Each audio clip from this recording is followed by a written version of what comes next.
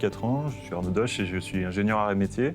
Je suis arrivé chez Envie en début janvier 2019. J'ai été le 3e chef d'équipe d'une équipe de 2 personnes à la base. Maintenant, on est 5. Et ce qui a permis, pratiquement pour le même nombre d'opérateurs aujourd'hui, de nous dégager à tous du temps pour l'amélioration continue et pour la gestion de l'atelier. Il y a un état des lieux qui a été fait par un cabinet d'experts et ils ont pointé du doigt le fait qu'on avait une marge d'amélioration qui était exceptionnelle, donc sur plein d'aspects différents. Mais ce qui est vraiment ressorti, c'était qu'en mettant en place ce test, on allait potentiellement pouvoir déjà faire un grand pas en avant sur notre productivité et puis sur l'accompagnement de nos salariés.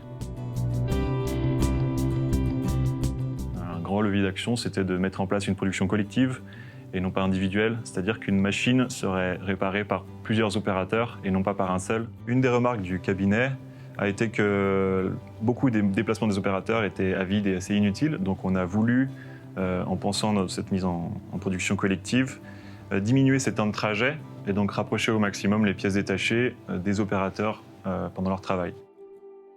Du coup, une majeure partie des pièces détachées sera à leur poste de travail, mais on a créé un espace dédié à cette mise en production collective. Donc c'est que les pièces détachées qui concernent les machines qu'on va réparer avec ce mode-là, qui sont vraiment à côté du lieu où la production sera mise en place. Le premier avantage qui nous est venu, c'était l'aspect responsabilisant et pédagogique pour les opérateurs. C'est-à-dire que la production, elle sera divisée en 3 postes.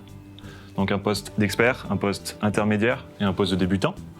Donc ce qui permettrait, lorsqu'on accueille quelqu'un, de vraiment avoir une situation de niveau où il arrive au poste de débutant et on pourra le faire progresser au fur et à mesure de son avancement sur les différents postes.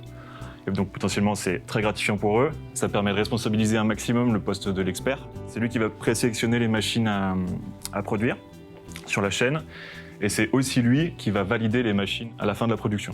Donc l'intermédiaire, il a vraiment un poste entre les deux. Voilà, tout cet aspect-là, je trouve très intéressant. Un autre très bon aspect de la production collective, c'est évidemment le gain en productivité qu'on espère, qui sera assez élevé en théorie. Un des avantages qui découle de ce mode de production est que les salariés ils vont gagner en autonomie et surtout, ça va créer un esprit d'équipe.